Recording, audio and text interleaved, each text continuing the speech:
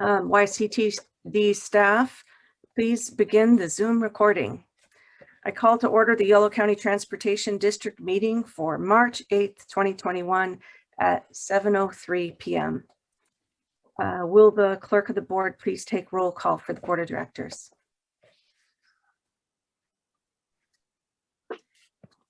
Jose, I think you're going to need Jose. Kathy's there. Okay, go ahead, Kathy. City of Woodland still hasn't joined us. City of Davis, Here. West Sacramento, Here. Winters, Here. Yolo County. Here. Right. Thank you. We also have Caltrans present. My apologies.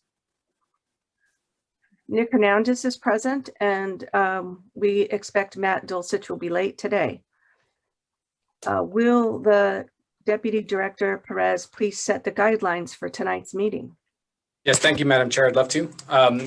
Everyone in attendance, please note that pursuant to Governor's Executive Order N-2920, members of the Yolo County Transportation District Board of Directors and staff will participate in this meeting via teleconference. This executive order authorizes local legislative bodies to hold public meetings via teleconference and to make public meetings accessible telephonically or otherwise electronically to all members of the public. As a reminder to all participants, please identify yourself when addressing the board. We may be familiar with one another's voices, though other participants may not be. If you are joining the webinar via Zoom and wish to make a comment on an item, please click the raise hand button. If you are joining the webinar by phone only, press *9 to raise your hand. Please wait for the host or the clerk of the board to announce the comment period is open and indicate that you wish to make a comment at that time. The clerk of the board will notify the chair, who will call you by name or phone number when it is your turn to comment, and the webinar host will then allow you to make your public comment. Speakers will be limited to 2 minutes. Thank you. Now that the guidelines are set, we'll move to the approval of the agenda. Are there any directors who wish to pull any items from the agenda? There, I see Matt Dulcich has arrived in the meeting. I'm looking for a motion to approve tonight's agenda. Ledesma moves. Ledesma moves, Frerick seconds, or either way. All in favor? By roll call vote, I believe.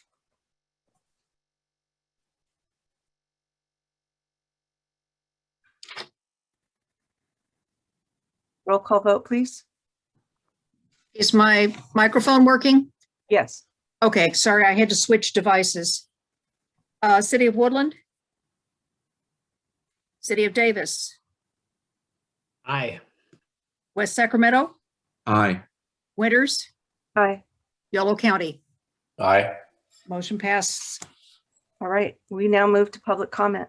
The board accepts comments from members of the public on items that are not on tonight's agenda. You may address any such matters for up to 2 minutes, and we will be asking the board clerk or Deputy Director Perez if there are any members of the public who wish to speak at this time. Thank you, Madam Chair. We do have a request for public comment. First would be Mr. Alan Hirsch. Alan Hirsch, the chair recognizes you. I believe he is unmuting. Thank you very much. This is Alan Hirsch. I was very impressed at the last board meeting, and shows you why you're on the board and I'm not. You had a very robust discussion about the allocation of federal transit funding to the bus paths in West Sacramento, and I thought it was very good. I know there was conflict involved, but Tom, I think, did a very good job in terms of bringing the issue forward. Staff had done its background, and I think there was good, robust questioning by Lucas and other members of and Don about the precedent about that, and staff is well prepared. I thought this was a very productive discussion. There was conflict here, but I think it was good, and I think that's the way we need to do things. They're in former Mayor Davis, Rob Davis, had to be an optimal level of conflict. If there's no conflict, then we know that things are being pushed behind the scenes, things are being discussed quietly, and maybe there's circular meetings with staff or whatever. If there's too much conflict, we get gridlock like we see in Washington. But if there's no conflict, something's happening that's not quite clear. And I know it's uncomfortable. Some people are uncomfortable with that conflict, but I think that's good, because if there's not conflict out in the open, that means things are being done behind the scenes. And Brown Act says that these important policy discussions should be brought in the public forum and aired. And there could be good disagreement. So thank you so much for doing the last meeting and engaging this in robust discussion. I don't think you should be afraid of that. I think this is what you're supposed to be doing, to discuss the tough issues, and it should be done in public and not behind the scenes. Thank you very much. Thank you, Mr. Hirsch. Do we have more public comment? We do. We have a request from Mike Barnbaum, and following that request from Joe Bolte. The chair recognizes Mike Barnbaum.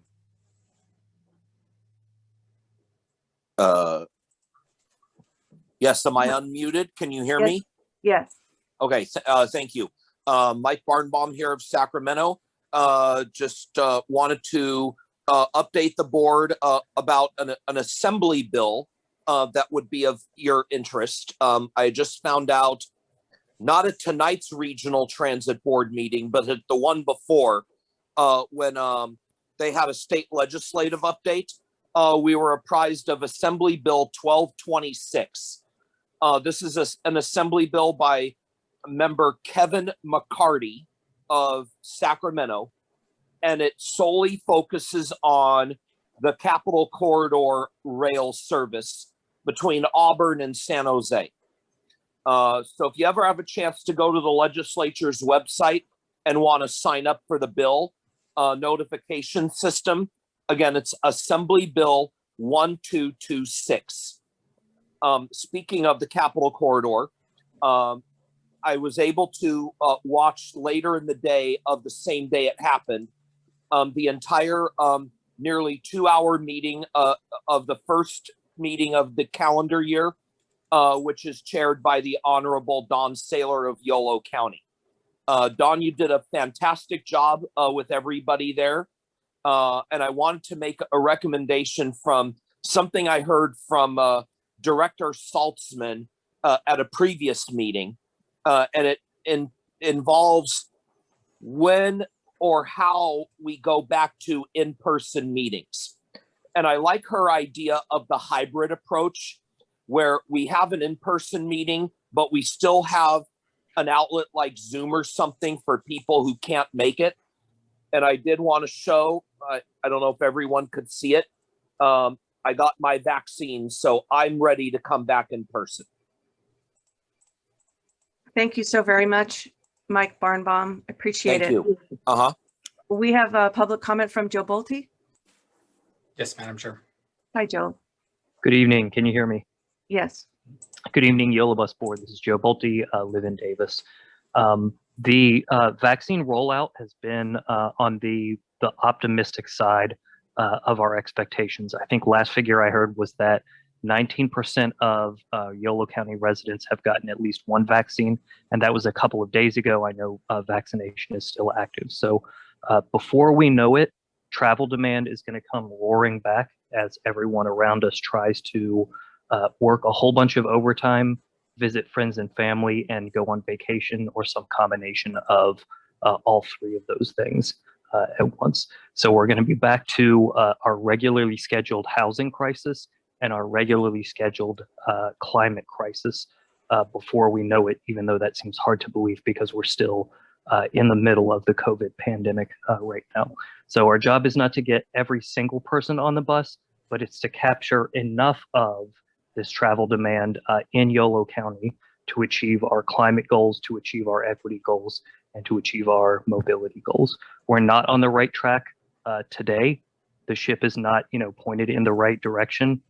We do need to make changes. We need to invest in the bus. We need to give the bus priority over competing unsustainable modes of transportation. That's the only way it's going to work. That's the only way the numbers work. Thank you very much.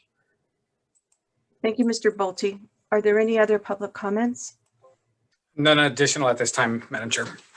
All right, next is the consent agenda. Do any of the directors wish to remove anything from the agenda for discussion? Seeing none, I will accept a motion. Saylor moves approval of consent. Saylor moves. May I have a second? Second by Ferrix. Seconded by Frericks. We will have a roll call vote on the agenda. excuse me, on the consent calendar? City of Woodland, Aye. City of Davis, Aye. City of West Sacramento, Aye. City of Winters, Aye. Yolo County. Aye. Thank you. Thank you very much. Before we move to our regular agenda, we have on our packet our vision, values, and priorities. And I just want to remind us, and I would thank Joe Bolte for kind of setting the tone on this one, that our values are collaboration, efficiency, transparency, innovation, service, safety, economic sustainability, environmental stewardship, equity, and social justice. And that's who we are. Continuing to our regular agenda, item number 5 is board member reports, announcements, or other nominations and presentations. Directors, do we have any reports?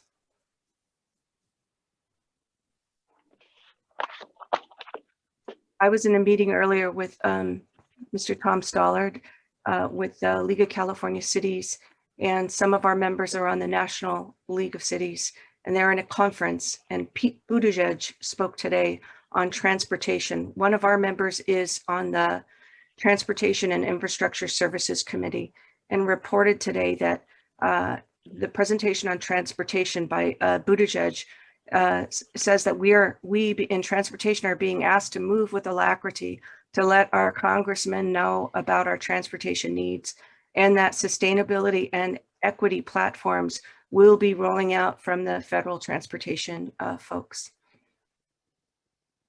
Tom, do you have anything to add? All right, thank you, Tom. And I do acknowledge that you're here. I'm glad you're here. All right, moving to item number 6, it's our financial status update, and it will be presented by Finance Director Janice Bryan. Good evening, Chair Loren, members of the board. Once we get to the first slide or table, you can I just want to give you a quick brief, there you go, brief update to our financial status. The first table shows budget versus actual through January 31st. Revenues, these are all our revenues. The fare revenues are up in fixed route, and they're tracking. We have a favorable variance through the 31st of January in fixed route. Our CARES funding has been billed through only through the second quarter, so it's going to be just a little behind the budget until we get up. Whereas the LTF and STA have been billed, LTF has been billed through the third quarter, so it's going to be above a little bit. So we're doing all right. Same in paratransit. The paratransit, they're just a teeny bit below. Fare revenues are a little bit below budgeted amount, but we're doing okay.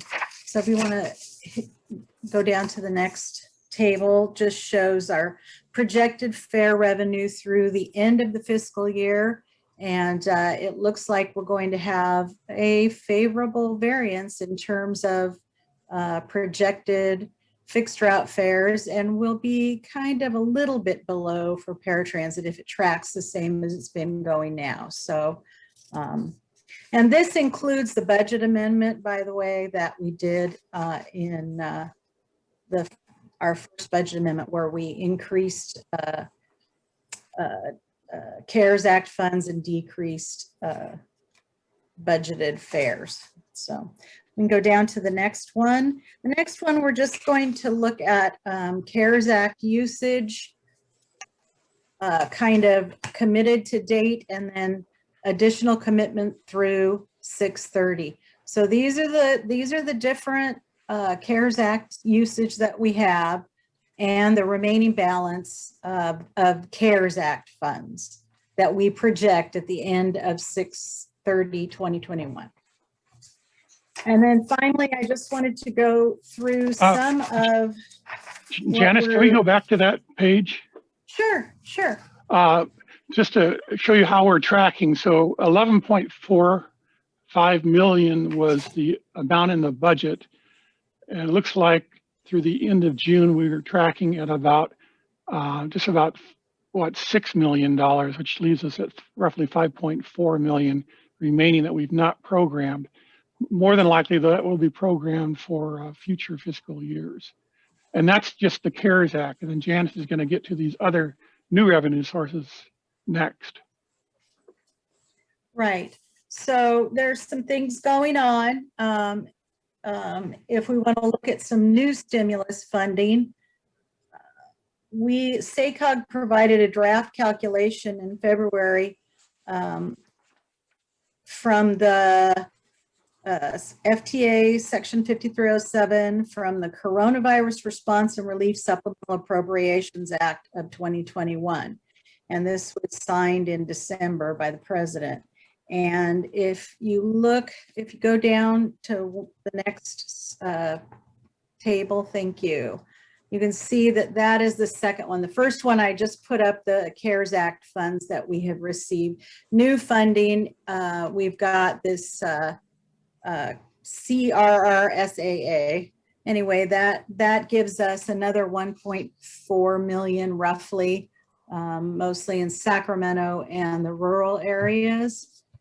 And then we have some potential from the American Rescue Plan, which is now back in the House. It passed the Senate, and it tentatively includes $30 billion for transit. So what we've done is we took this basically the same. The Woodland and Davis, we got these figures, and but for the Sac urban and the rural, we used roughly the same percentage of total that we got in the CARES Act funding, or in Sacramento and rural, we used the same percentages of the second one, the CRRSSA. So basically, it's purely speculative at this point, and we won't know, but there's a chance that this is what it could look like. So it could be another 3.6 million to YCTD. So in total, we have these funds estimates, and they'll last a bit. So we're doing a pretty good job. Our other funds are tracking, and LTF is tracking, and I will entertain questions at this point.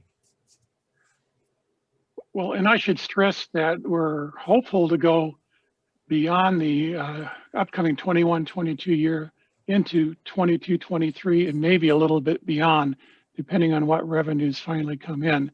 But Janice is right, especially under Sacramento.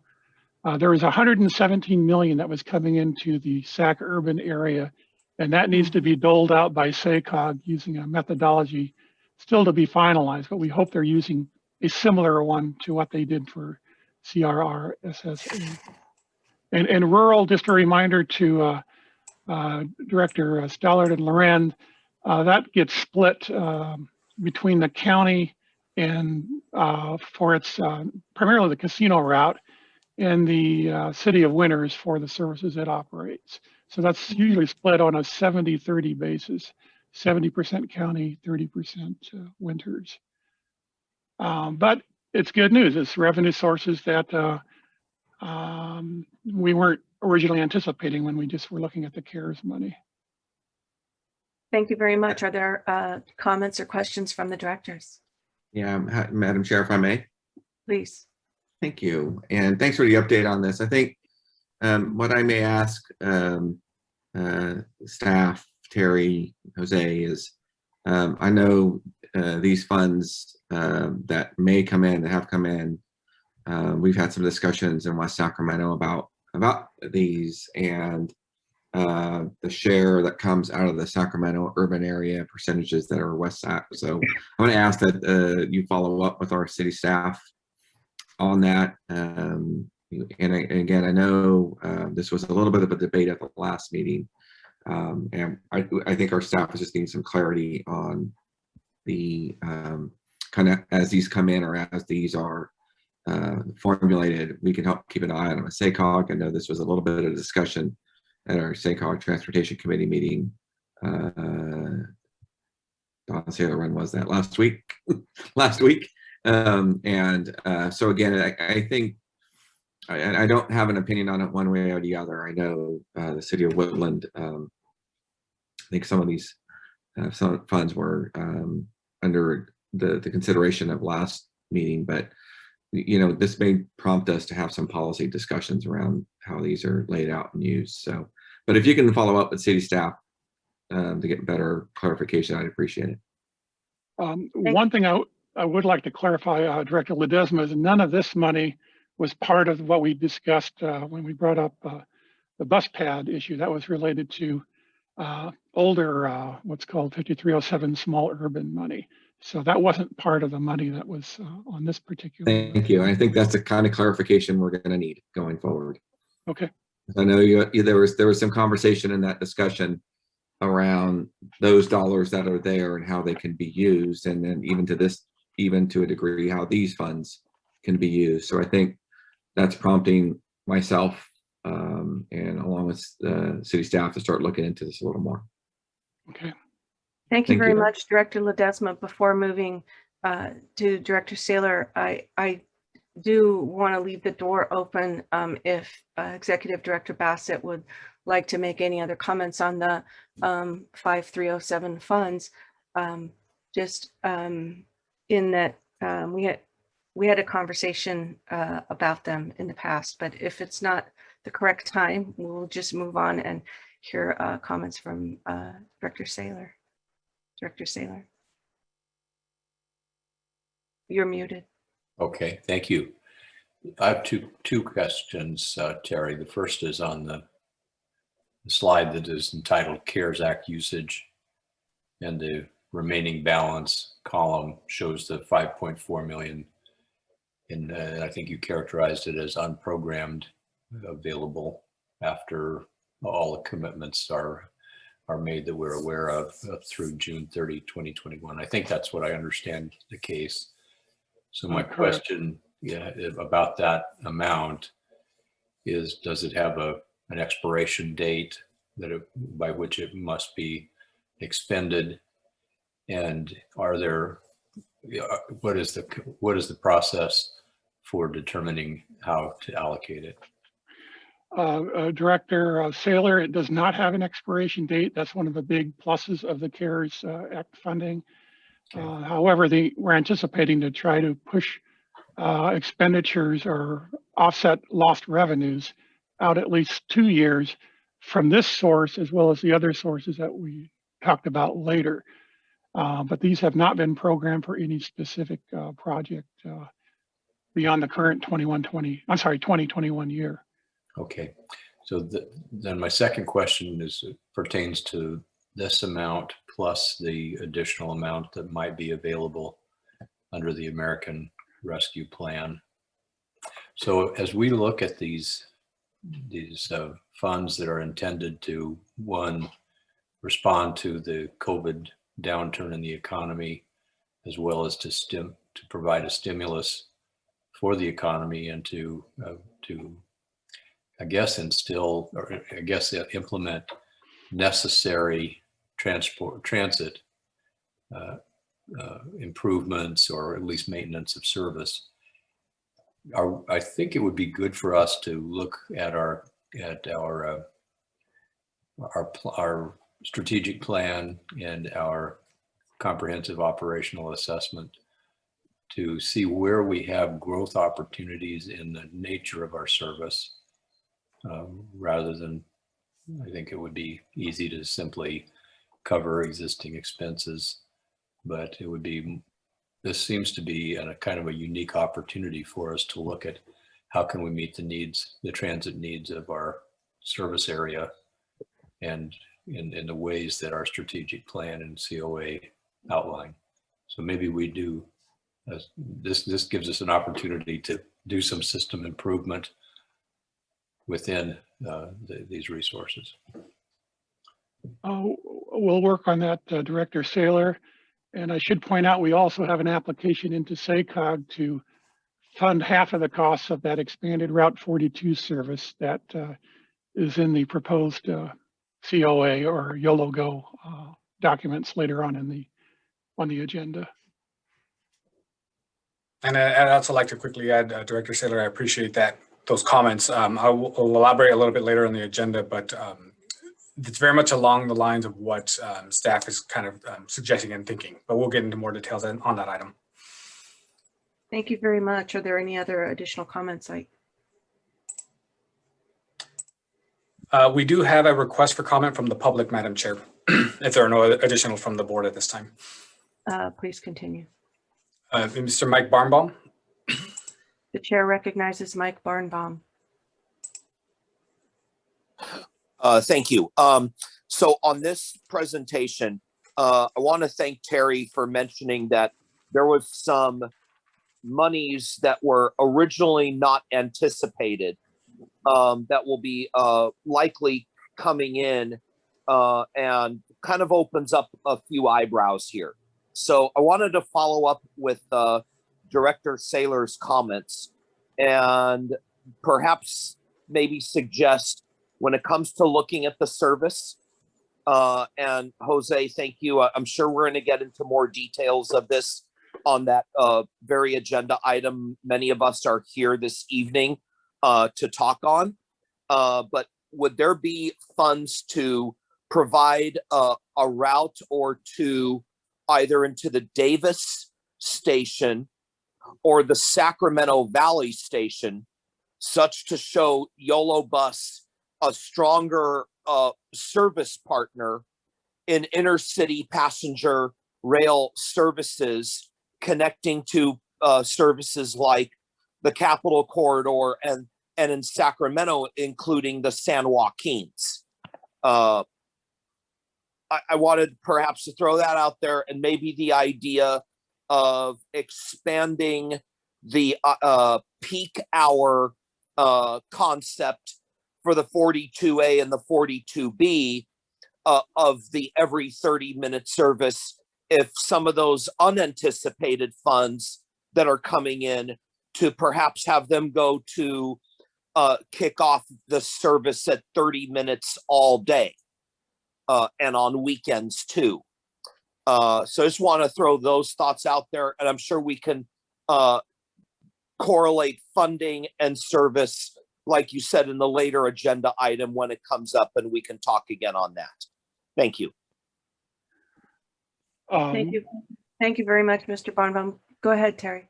Yeah, for the chair, we're going to blow through that money so quickly. We're going to accelerate or decrease the amount of time that we're going to be able to spend the money over. So we just need to be real careful moving forward on this, because the Route 42, while it's a noteworthy service, costs us a bus load to operate, pardon the pun. It's over $5 million a year to operate the 42. So we just need to advise the board to be cautious in spending this additional funding too quickly, as that may create a funding crisis a little further down the road. Are there any other public comments? We do have another request from Joe Bolte, Madam Chair. The chair recognizes Joe Bolte.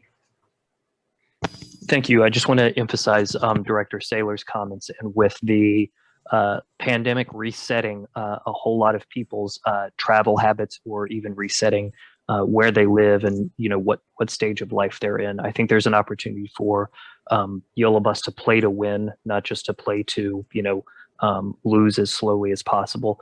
We definitely have to be judicious about deploying funding in places where we think it can attract riders, increase mobility, and build up good transportation habits. But let's not just try to manage decline. There's a real opportunity to get people on the bus now that expectations have changed. Thanks.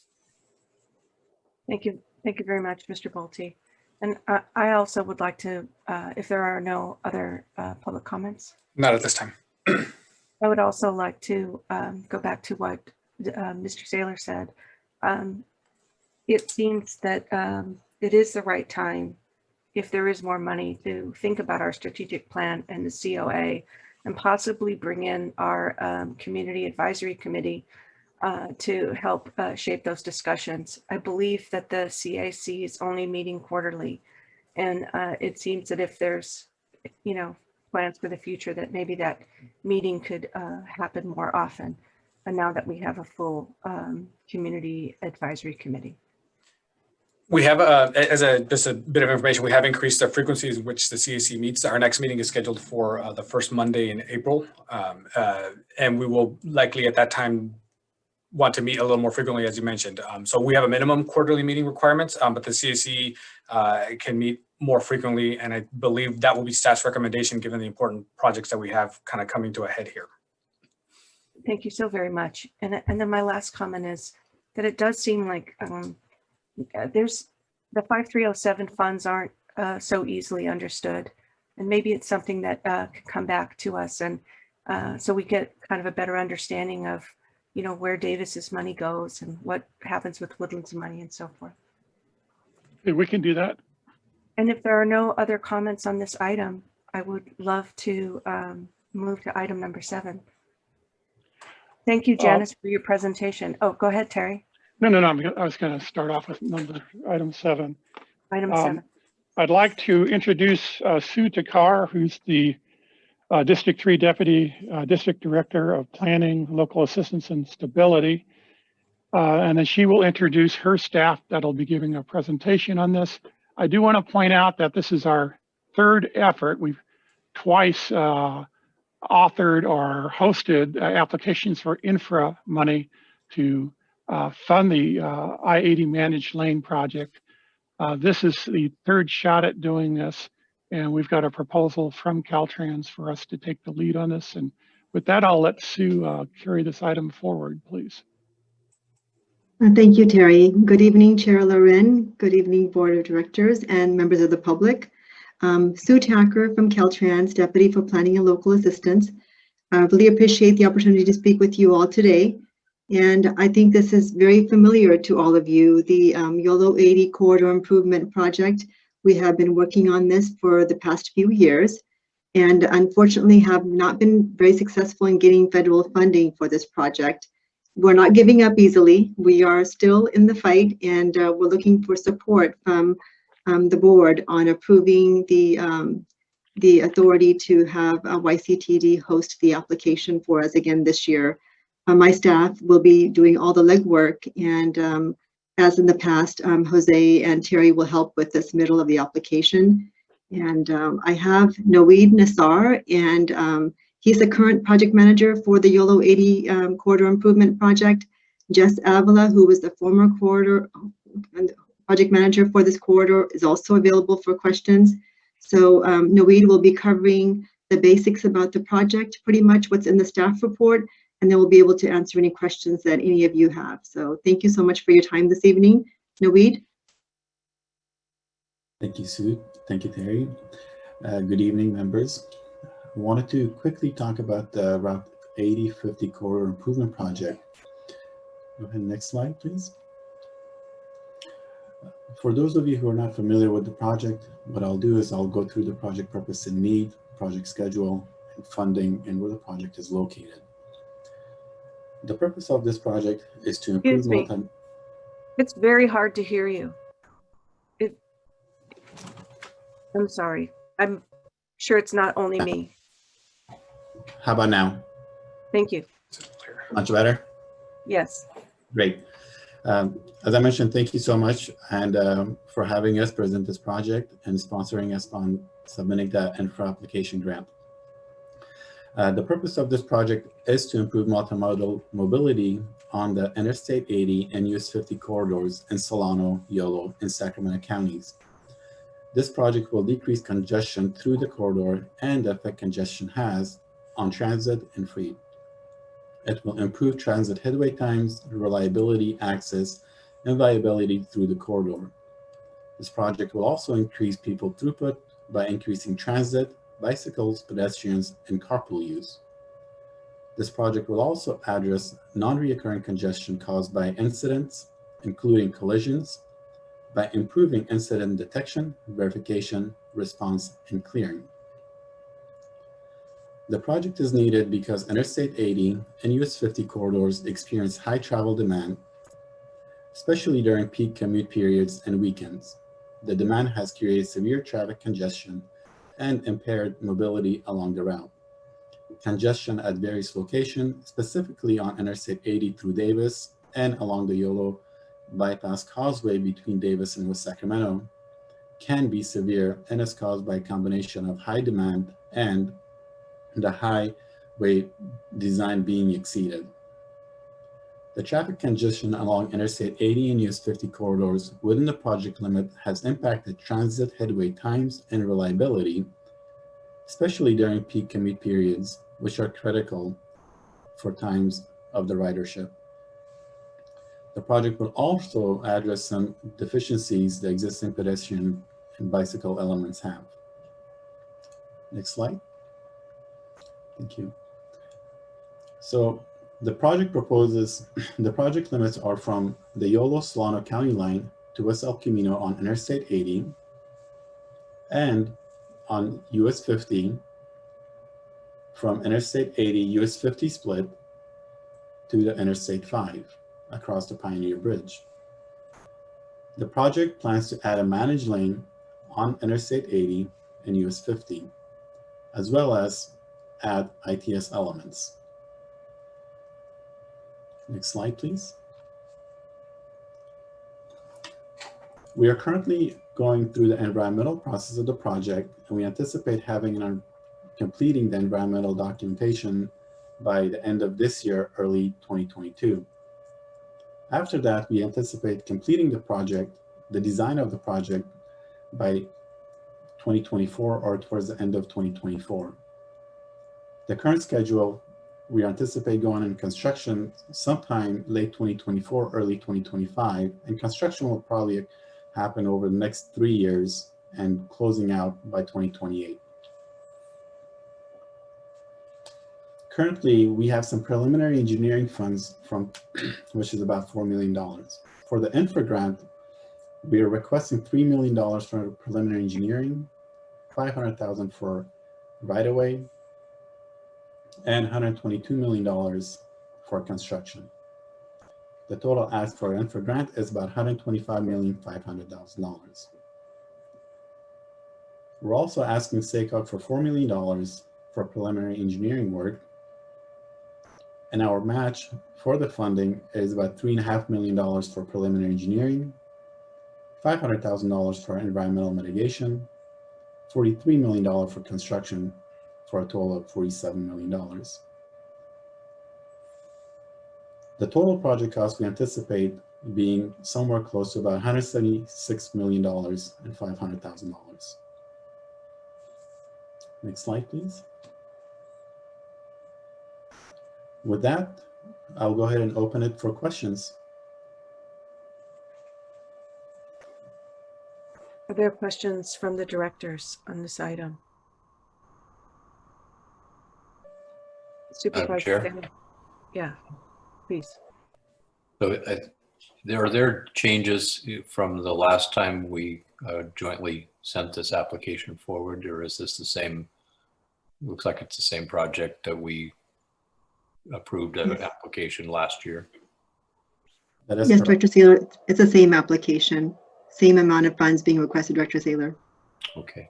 We may want to do a double check on that, Sue, because I thought last time it was 81 million being requested. So we may want to just check the numbers on that. It's the same project scope and maybe different funding mix or something, but I want to just say I appreciate Caltrans continuing to move this forward. This is a critical section of the region's infrastructure, and we can lament it or we can work together collaboratively to try to make a change. And I think they're There are some project details that I hope we're able to talk through over time. The bicycle infrastructure is one, and the connectivity of bicycle infrastructure with the local bike networks, I think that's an issue of interest to Yolo County, and I know other West Sacramento and Davis for sure.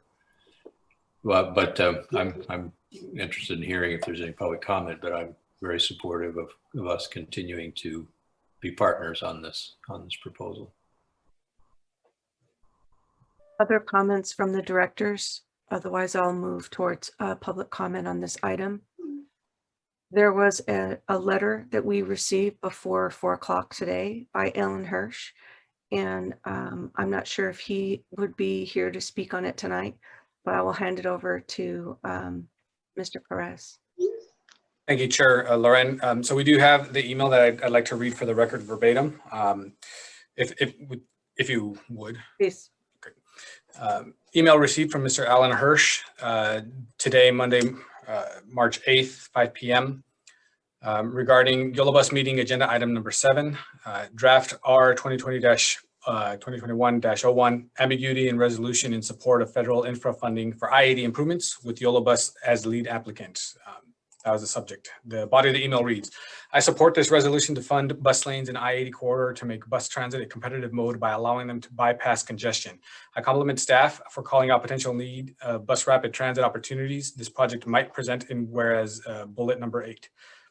However, this resolution includes significant ambiguity and could be used to quote unquote greenwash what might turn out to be freeway widening project justified by minor transit and bike improvements, as the resolution does not draw a clear bright line that your board is against widen the freeway to increase auto capacity.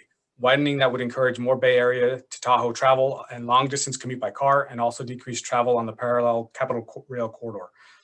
Adding any auto capacity to I-80 is an anathema to addressing climate change. We need to build infrastructure that reduces driving by mode shift to transit.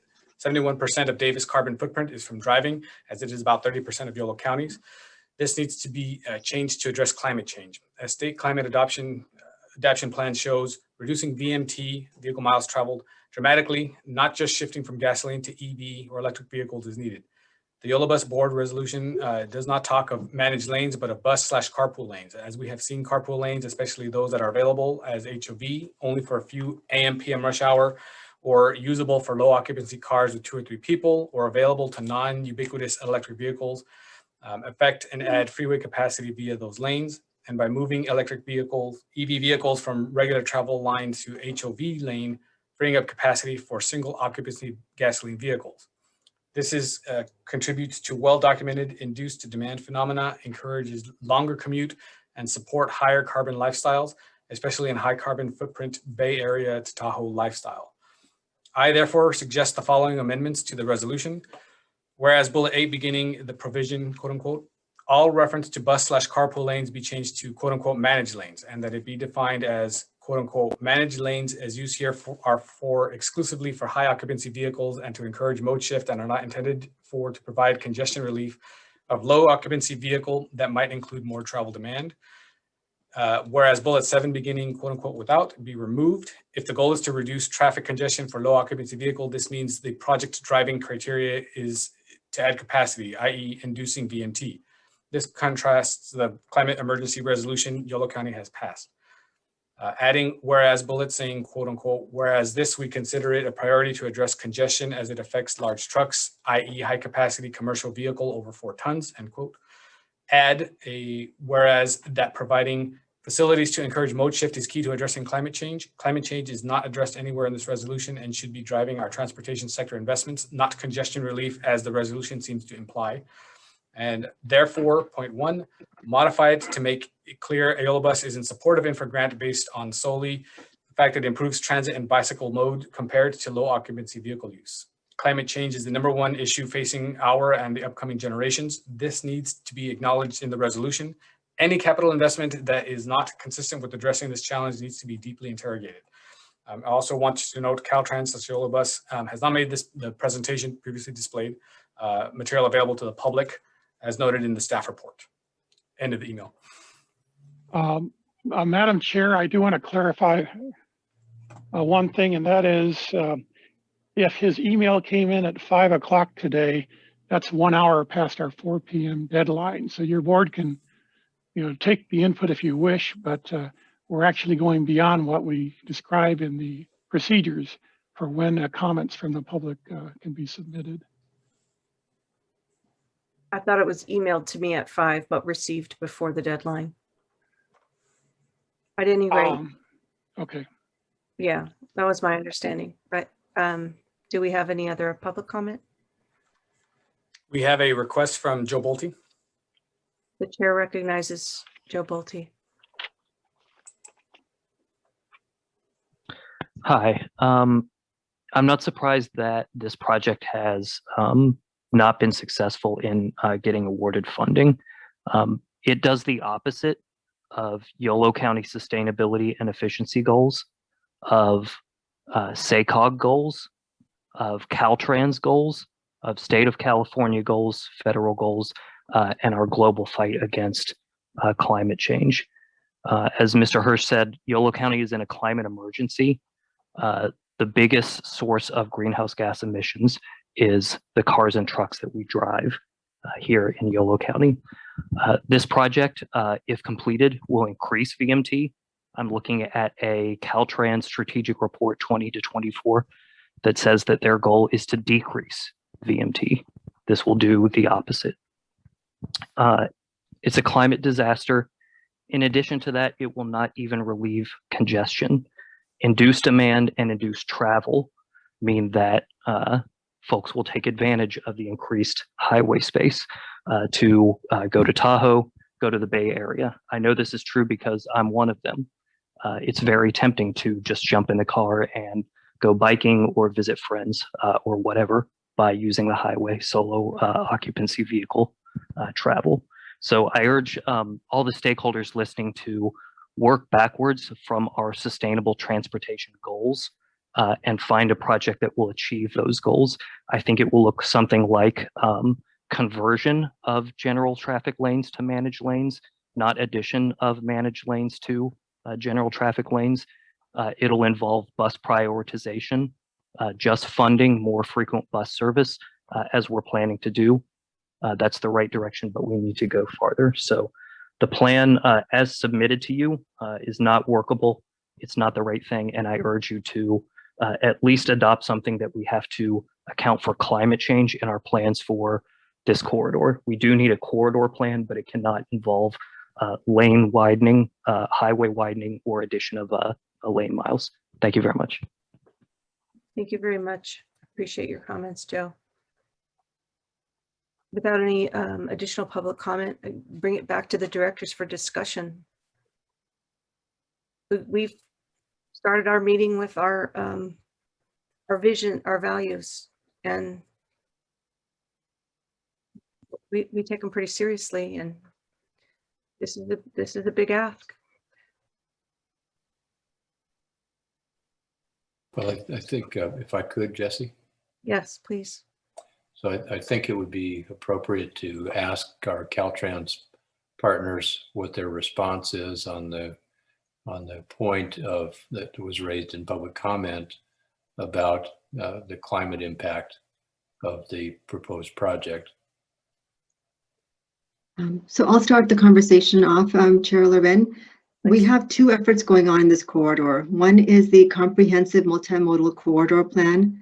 That is a long-range document that my staff is leading in studying multiple modes and working with our local cities and local governments and stakeholders and advisory groups to look for a vision for the corridor that's united, for everyone to be able to decrease congestion and decrease the effects on the climate change and all sorts of things. So most of you are aware of the CMCP efforts, and I can do a presentation on that at a later point. That's the planning aspects of it. This is the project that we're talking about. So I wanted to make sure that was clear.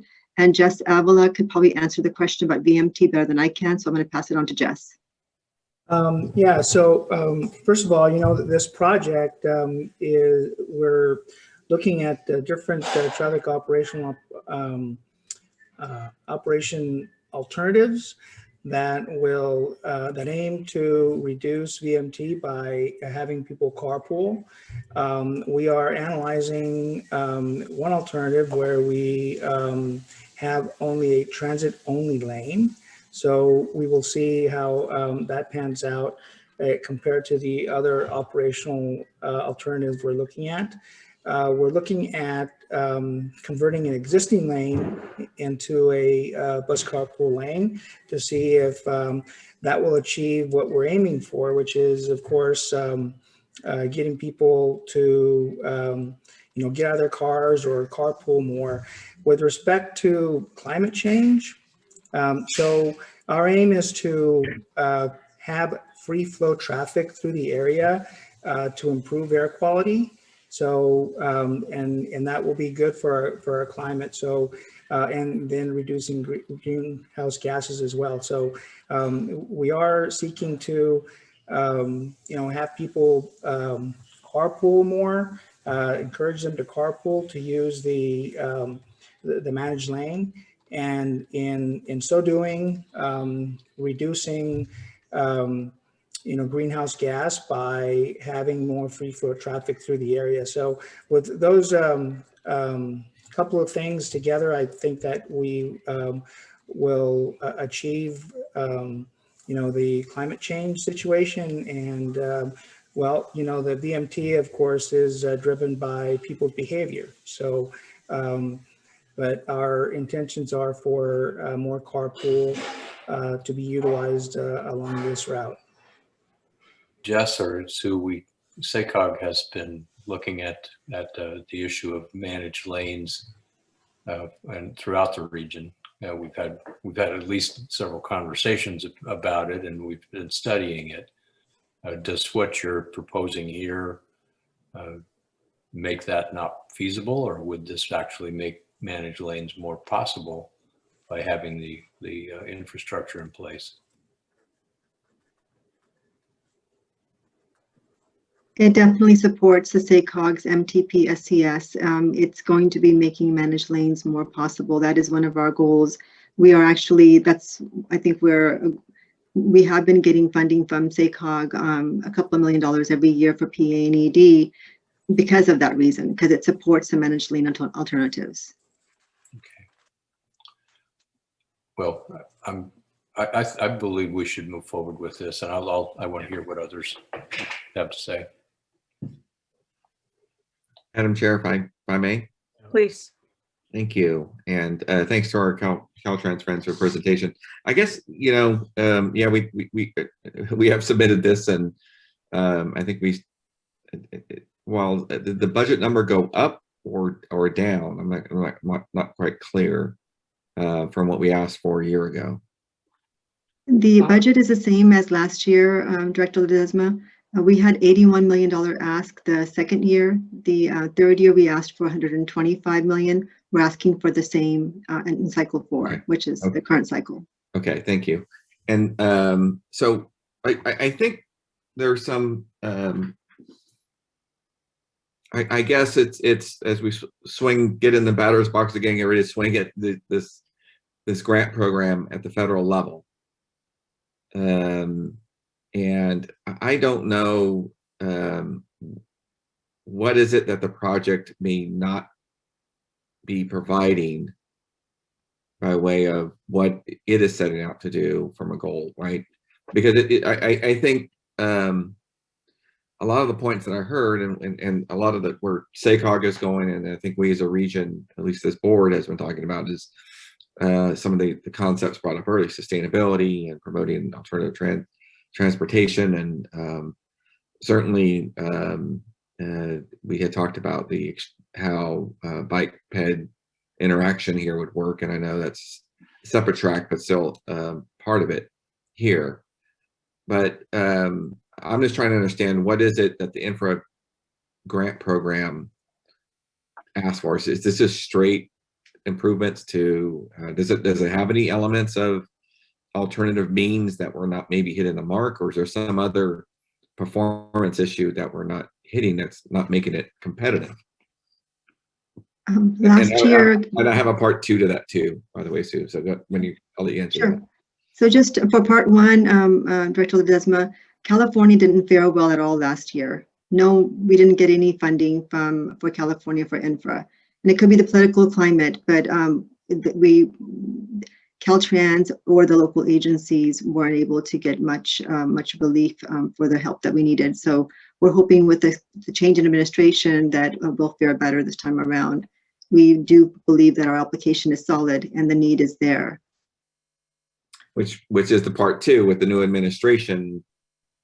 Hopefully California will fare better. It's not surprising that it didn't in the last round, but it just, again, looking at maybe some of the original intent of the program and certainly where it may be going from a policy perspective. Again, I know the program's already laid out its goals and objectives and criteria. But I would suspect that under the Biden administration and Secretary Buttigieg, that this would be an area where the things that we care about, that we've articulated, might change the analysis. Is that being thought of? Are we hearing anything? I know it's still only 2 months in, but are we hearing anything yet out of DOT? Nothing solid out of DOT yet. I think it's too soon to tell, but we are hoping that that's the direction that we're going to be going forward in.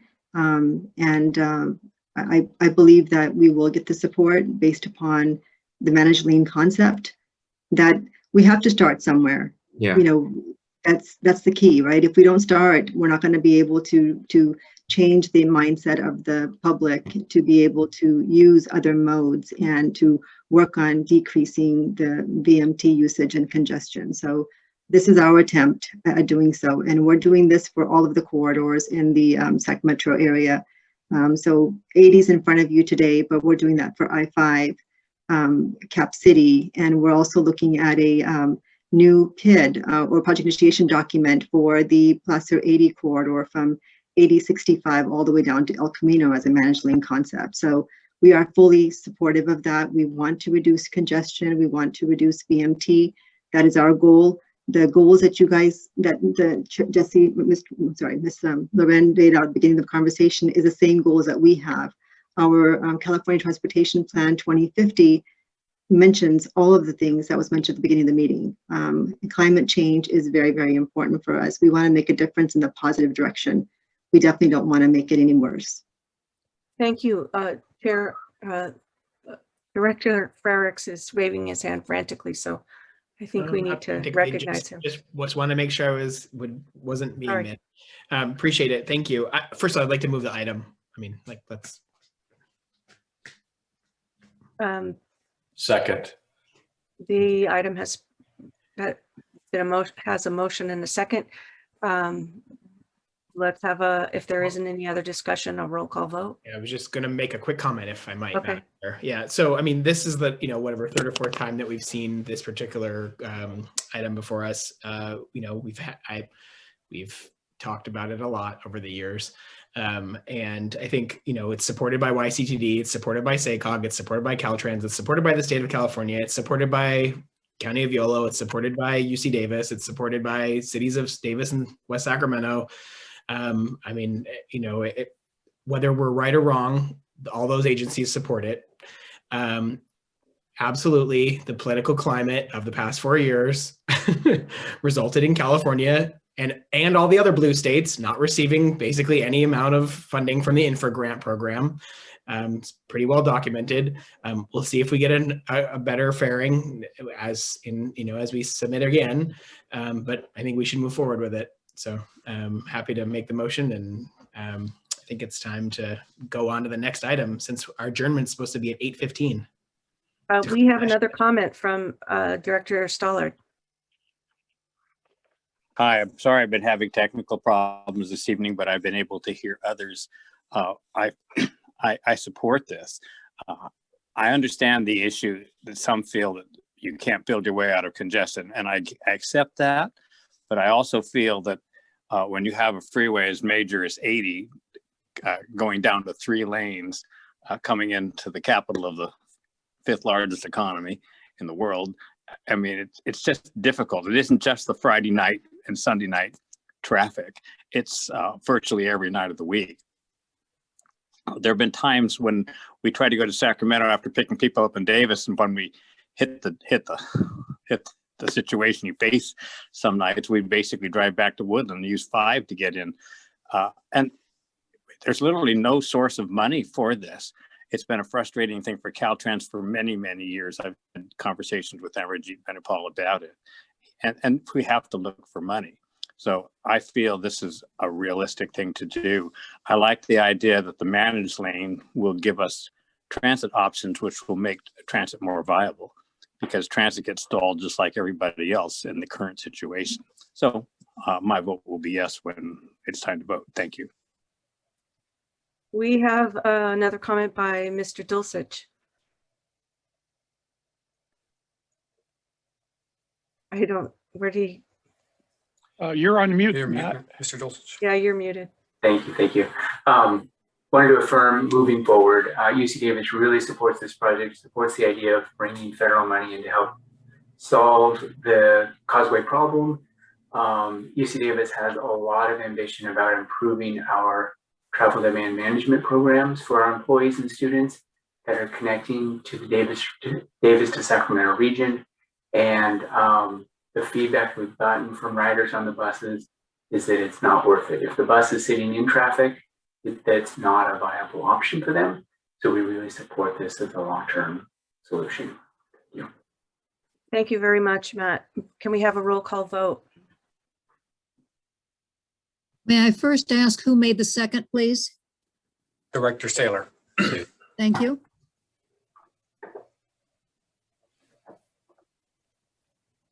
City of Woodland, Aye.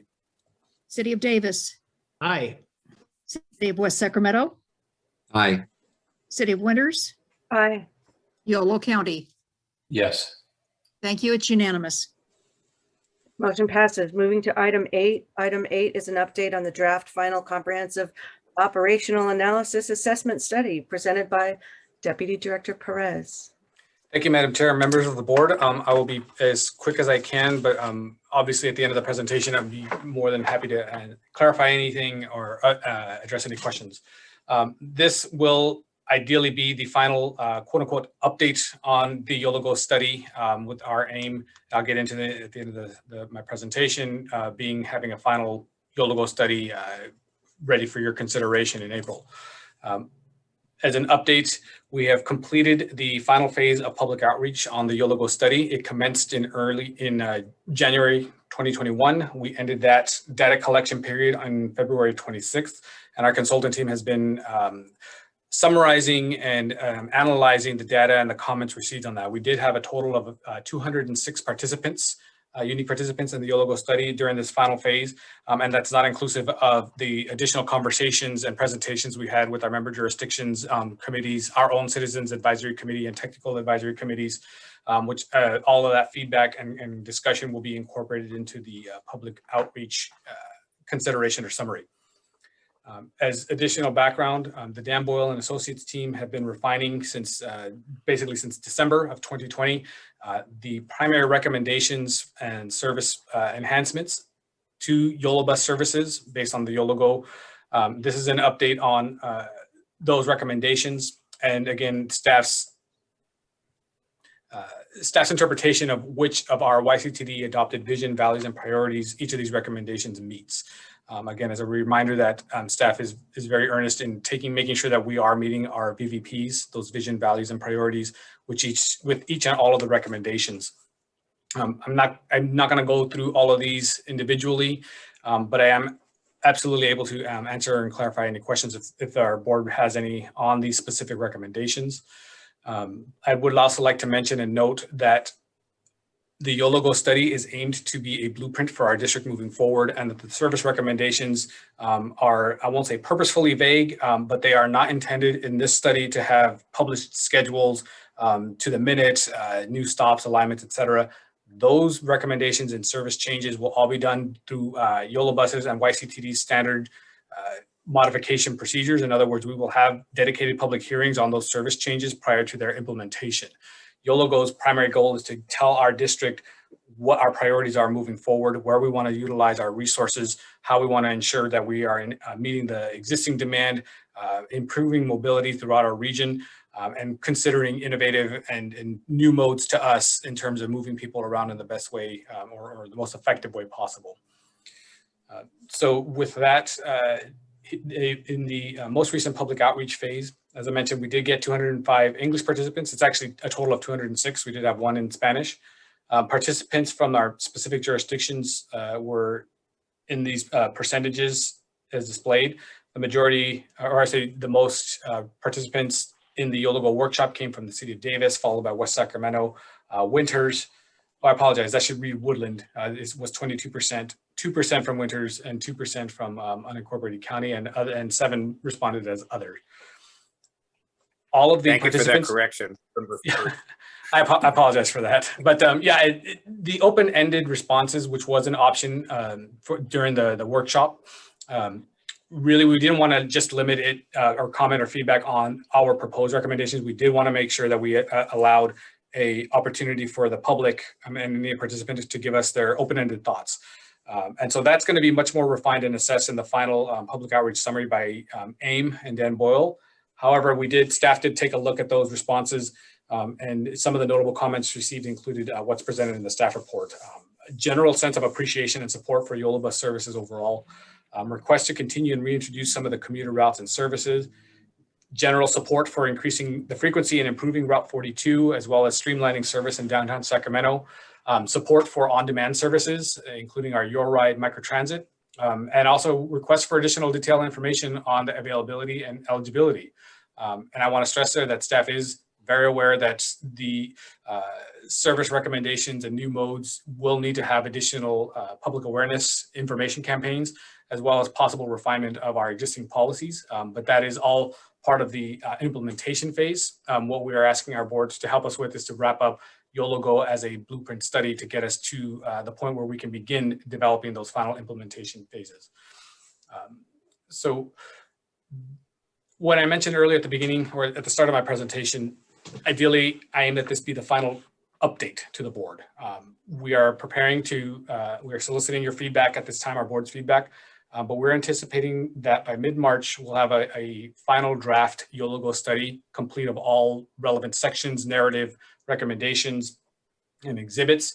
And it's our aim to distribute that again, likely on or around the week of March 15th or March 22nd at the latest, so that we can have about 3 to 4 weeks review period for our members of the board and for the public to consider the final draft YOLO Go study. And we would ask that any additional feedback or comment from the board on the revised recommendations at that point or the final draft YOLO Go study be directed to myself, Deputy Director Jose Perez, for response. This will allow YCTD to avoid any potential issues with the Brown Act. And then pair that public review and comment period. It is staff's aim to present during the YCTD board's regular April 2021 meeting, the final YOLO Go study for the board's consideration and ideally adoption. So I apologize for the rapidity and brevity of my report, but I would be very pleased to answer any specific questions or to clarify any of the comments that I've made at this time, or any of the recommendations that have been presented regarding YOLO Go. Go ahead, Chair, I do want to mention that after looking at the recommendation, I'm going to modify it to recommend that the 30-minute headways on 42 A and B not happen until September of this year. July is just too tight, and we won't provide a good service if we have to do it on a very tight time frame. So just be aware that some of the dates may slip based on our actual experience in rolling out the service improvements.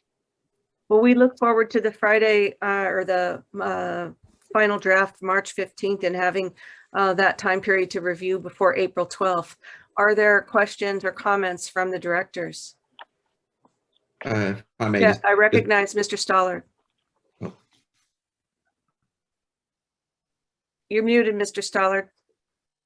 Thank you, Madam Chair and colleagues. There you are. Being relatively new to this board, I haven't followed all the development of this report and recommendation, but I read it quite carefully and was pretty impressed. My major misgiving is the elimination of a 45 express from Woodland to Sacramento. I noticed that it is ridership fell off dramatically, and I'm not surprised because the people who are on that bus are mostly state employees, and they're all able to stay home and work from home, and that's what they've been doing. But I know that's a pretty valued ride, and I understand from a prior conversation that it'll add 10 minutes to everybody's ride both ways with the 42 because it goes to the airport. So I don't know what the tolerance of all of these riders are for that additional length of time, but I guess we're just going to have to live and learn and try it. So I thank the staff for being open to new opportunities, and I think the consultants have done a very thorough job in terms of reasoning through it. But I'll have to tell you, all those diagrams are practically like looking at integrated circuits to me. I can't really appreciate all of the changes. Thank you. Thank you, Mr. Stoller. Mr. Perez, you have a response? A very brief one, yes. I would just like to clarify that I apologize if it gave the impression that we were proposing to eliminate the 45 in its entirety. The recommendation is to not return those trips that were reduced during the COVID pandemic. So we are currently operating some Route 45 trips, and it is our aim to continue those in the current environment. So there will be some 45 service. Our YOLOGO study will have metrics and recommendations for monitoring and consideration when we may either return those reduced trips or further reduce the Route 45 if the ridership goes in the opposite direction we're aiming. Thank you, Madam Chair. If I could ask for a clarification. Sure. In the report, I saw under one column the 45 and another column 45X. Are there two different bus routes?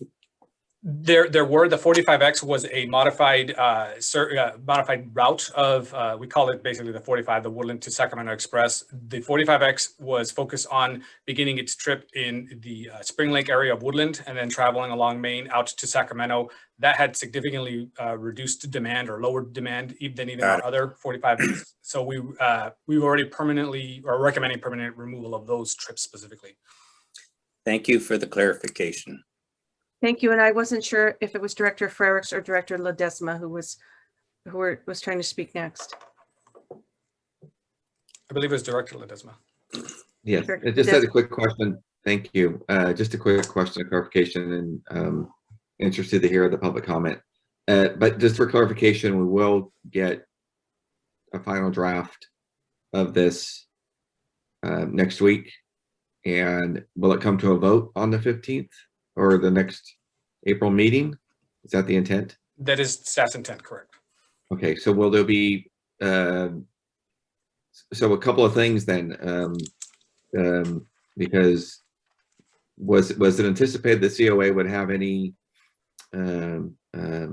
financial impacts or costs associated with the changes of service, if that was going to be included in this? And would this that'll allow us time to evaluate kind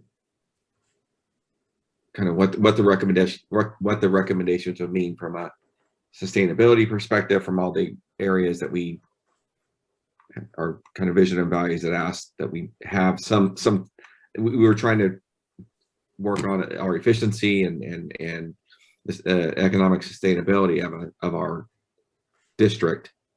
And as a blueprint, I would hope that some of that information would be available and time for us to really evaluate. In the scope of in the presentation staff report, it does you articulate that some of the changes, how they meet our vision, values, and priorities for some of those values, and it would help to have those financial numbers to say how it does.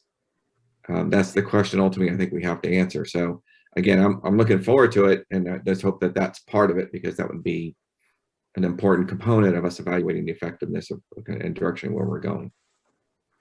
Director Ledesma, that is our intent. The pressure's on us to come out with those sets of numbers to provide those to the board so you can make an educated decision. Will we get them next week when this is due? I don't know that next week's going to be early enough. or late enough. I've got a lot of number crunching I've got to do between now and the board April 12th meeting. In theory, our preliminary budgets aren't due till the end of April, but obviously I need to get you some numbers prior to our April 12th meeting.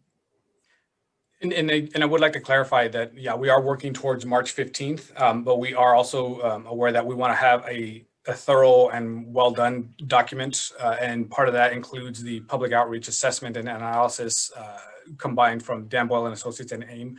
And that's why I mentioned it may be the week of March 15th or March 22nd, but it will be with sufficient time for our board and the members of the public to fully review and assess and come up with additional questions and comments that, again, I generally ask be directed to myself so we can compile and then again, ideally present a final product for your board's consideration in April. Thank you. Director Frericks, do you have a comment? Okay, I would like to open up for public comment, but before doing so, I wanted to mention that each attendee can make one comment per item, either written or oral. And in the item number 6, or the prior item, Mr. Hirsch had a written comment, and I believe that he raised his hand, although I got a message on it afterward that he raised his hand. But because he had already made a comment during that period on that item, I did not call on him. So just want to remind the audience of the rules, and now open up this item to public comment. We do have one request from Mike Barnbaum, Madam Chair. The chair recognizes Mike Barnbaum. Good evening, and thank you for the opportunity to speak to you on the final update for the comprehensive operational analysis before it goes to a vote on April 12th. I did have some clarifying questions I wanted to ask just to be sure of as we go into that April meeting. So the bullet point about the 42 discussed 30-minute service during peak hours. Are we defining peak hours as 5 a.m. to 9 a.m. and 3 p.m. to 7 p.m.? Or does staff have a slightly different variation of what peak hours would be Monday through Friday? Also, back to the question about unanticipated incoming revenue and finances to the district and whether those could be used for service. Is there an opportunity to provide routing on Yolo County Transportation District routes to either the Davis or the Sacramento Valley Station so as to connect Yolo bus riders directly to Amtrak services like Capitol Corridor and the San Joaquin? I don't really have any further questions at this time. I want to thank everybody and the consulting team for all the hard work that was put into it. And I will preserve anything to the vote on the 12th of April. But I do want to say thank you, Terry, for saying that the service change process, everything will come to the board separately. Thank you again. We have an additional request from Joe Bolte, Madam Chair. The chair recognizes Joe Bolte. Thank you. I agree with the consensus that this plan seems to be coming together well, and that we should turn to rolling it out, implementing it, and related concerns that are going to be necessary to get this in the hands of the public. I also want to say during the Citizens Advisory Committee meeting, the committee members really dove into the details of the project. They were asking lots of in-depth technical questions about the motivation for various decisions. Lots of aspects of transportation research and experience came up. So I was really delighted that the CAC was so engaged, and I encourage any board member who's interested in more viewpoints about this plan to reach out to your respective CAC members and get their take on it, because they really seem to know a lot, to have read a lot of the information, and to have some really interesting viewpoints on it. But overall, I think this is a success. Let's get this done. Let's get this in the hands of the riders, because I do think they're going to like it. Thanks. Let's get it into the hands of the directors. All right. And we do have, I apologize, Madam Chair. We have a new request from Alan Hirsch to speak. All right. The chair recognizes Alan Hirsch. Alan. You're muted, sir. Alan Hirsch, I just want to reiterate Joe's comment that the CAC meeting, the people were involved, they were getting in deep. This was wonderful. You really should use them. Their involvement with this project, their analysis was really deep and good questioning. The meeting ran longer than Terry expected. I think that's a good sign, and I think we should so they're a supporter of this thing, but I just want to recollect CAC is really a great resource for their board. Thank you so very much, Mr. Hirsch. Appreciate your comments. Are there any other comments from the public or from the directors? None from the public at this time. All right. Thank you. If I could just make a tiny request. I concur with Mr. Stollard that it's nearly impossible for me to have visual acuity on those tiny bits of information. I can't follow them. It's really hard. If there's some way to either get me an enlarged copy or something that I can use and enlarge on a big screen, the copy would be easier for my visual acuity. And I do admit that I do lack in that area. So I'd appreciate some help on that. Understood. Having had glasses in second grade, I can agree, can completely understand. So I will, we will make sure that the final study that does get distributed for the public and board's consideration will also include either large format or electronic formats that can easily be zoomed in on, either separately or as an addendum to that. Thank you so very much, from a woman who's been wearing bifocals since before old enough to drink. All right. Moving to item number 9.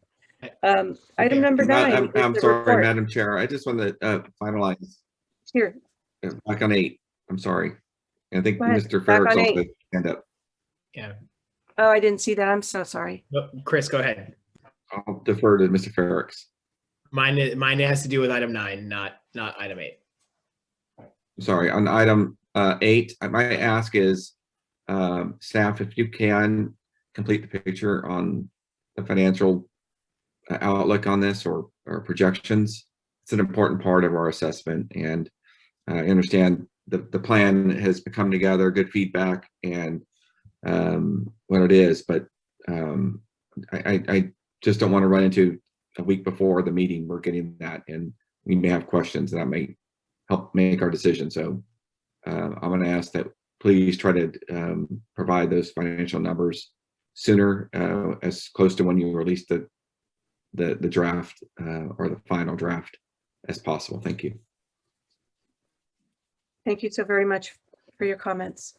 Moving to item 9, the report on the current microtransit projects, and there's a hand raised from Mr. Ferrick's.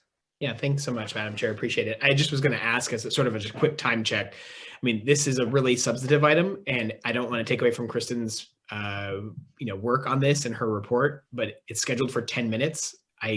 Seems like it's probably longer than a 10-minute item, and we have a very important closed session to be at some point this evening, and so would really just respectfully suggest that maybe this item or other items on the agenda, if they're not time sensitive, need action this evening, might be able to be moved to a future agenda so we can get to the closed session, the very important closed session, as expeditiously as possible. I would be open to suggesting that this item be moved to the April calendar, but I don't think that item number 10 should be moved. And I can confirm for staff that this item is not time sensitive. It is a report and update to the board. So we are happy to present this in April or later. Yep.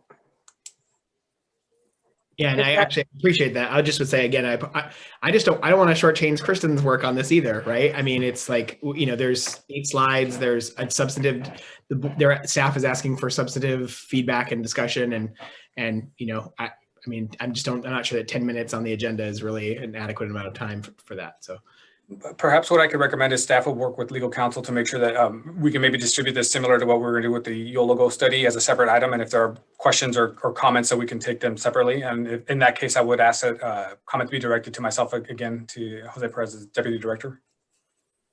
Do any board members have any problems with that or any concerns? All right, seeing none, I believe we can then move to item number 10, considering limited emergency authority to Executive Director. Yes. Motion. Pardon? When we proceed to a motion, the staff report is quite clear. The need is understood. I'm looking for a second. Stollard made the motion. I'm happy to second item 10. All right, we have a second by Mr. Frericks. Any further discussion, or can we take a roll call vote? Probably need public comment, maybe. Oh, sorry about that. Yeah, public comment. Oh, is there any public comment on this item, giving emergency authority, continuing to? We do not have requests at this time. All right. Seeing none, I would request a roll call vote. City of Woodland, Aye. City of Davis, Aye. City of West Sacramento, Aye. City of Winters, Aye. Yolo County. Aye. Unanimous. Motion passes. Moving to item number 11, the Executive Director Bassett's report. We can do this one by exception as well, too, in the interest of speeding up the meeting. If there are any questions on the director's report items, although I will mention that we did, working with our chair and vice chair, decide to offer free trips to and from COVID-19 vaccinations. With that, we could do the rest by exception if the board's so inclined. Okay, what is the will of the board? I am fine. I read the report. Yeah. Okay, I don't have an opinion on it. Okay. Seeing no requests, then I would open it to public comment. We have no requests at this time. All right, thank you so very much for doing the work and providing the written report. This concludes our regular agenda items. I'd like to thank everyone for their participation. This meeting is adjourned at 8:30, but the board will recess to closed session. Hope, will there be any report out after closed session? No, ma'am, we don't anticipate any report out. Then we will adjourn to closed session, and our next board meeting will be April 12th at 7 p.m. Thank you very much for all your hard work and for valuing transportation. Thank you all. I'll be ending the webinar. Thank you. All right.